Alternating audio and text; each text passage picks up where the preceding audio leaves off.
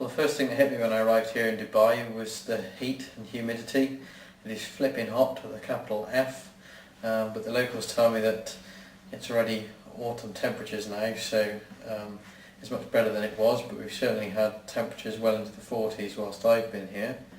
But what's worse is that they're not too keen on you wearing shorts, because they're not too keen on exposing your flesh in this part of the world, so that's been an added burden. But I've been coping.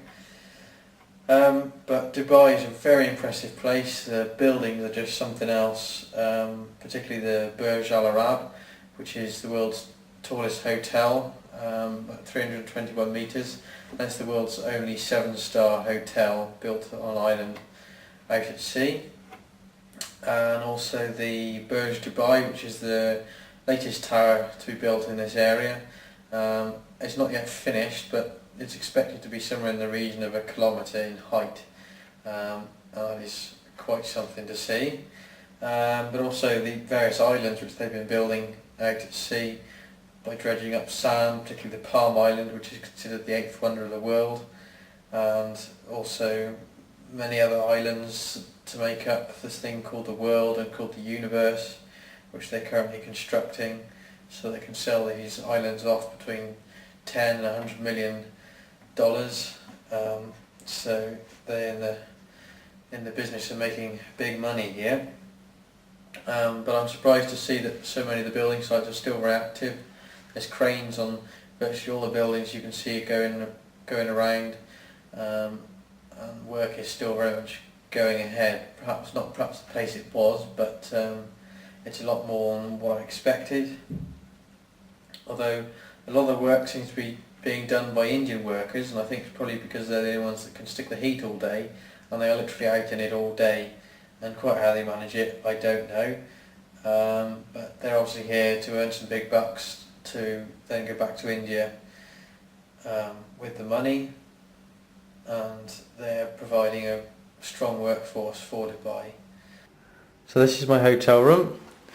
Looks a bit plush, but this is honestly the cheapest thing I could find. About 50 quid a night. No such thing as hostels in Dubai. Living standards are much higher. But quite frankly, a sofa would have done at these prices. I'm soon finding you have to pay for absolutely everything in Dubai. And here we have the bathroom and toilet complete with telephone. Hello? Yeah, I've got a bit of a blockage. Could you send it one of your own Oompa please? Thank you. My hotel is in the area called Dera of Dubai, and I'm not far from the city centre. At least that's what they call it, but you wouldn't know it because it is extremely quiet during the day, and yet you go behind closed doors into the air-conditioned buildings, into the malls, and it's absolutely heaving. And there's everything there under the sun that you could possibly imagine. You can buy anything. At a cost, mind you, but it's all there. It's pretty much like living on the moon, really. Everyone's stuck inside buildings and inside their air-conditioned cocoons. Dubai consumes colossal amounts of water, principally because it's a desert region and everything needs to be irrigated.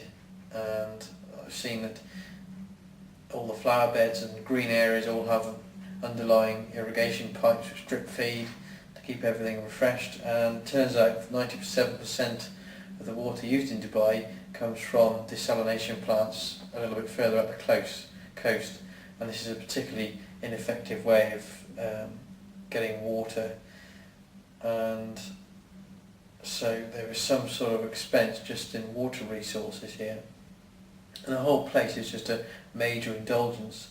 Money's no object, the sky isn't even the limit, and it's very showy-offy, and it does slightly concern me how crazy they are going here. They say that only 7% of their GDP is currently coming from oil, but absolutely everything here is dripping with oil to make it happen. Food is flowing in from all around the world, everything's air conditioned, everything's done the expensive way, everyone's driving huge massive cars, and to me it seems like the pinnacle of human stupidity, really, to get so carried away with using the earth's resources in the way that they are here. And when it comes to climate change, they actually see it as a positive thing, because it's actually meaning that Dubai is having more rainfall than it used to be, and that's something which they see as a good thing. So they're not the least bit concerned about climate change or any sustainability issues, and this is worrying. So I've tried to get something else organised for the next leg, which is to go to India, and I was hoping to cross the Persian Gulf by boat. But again, I've managed to draw a blank. There's absolutely loads of cargo ships in the docks around here, especially the dhows, which are transporting goods to Iran, Pakistan, India, Somalia, all over the place, and the big container ships going further afield as well. But I've been to the customs office, and I've been to several of the smaller ports to see the port authorities, and it's an absolute no-go for me to hop aboard one of these ships, mainly for bureaucratic reasons, but also because of the terrorist threats going on between Pakistan and India. It just looks like a complete nightmare, so I'm left again with very little choice of flying. So tomorrow I shall be flying to Mumbai in India for the next stage of my trip.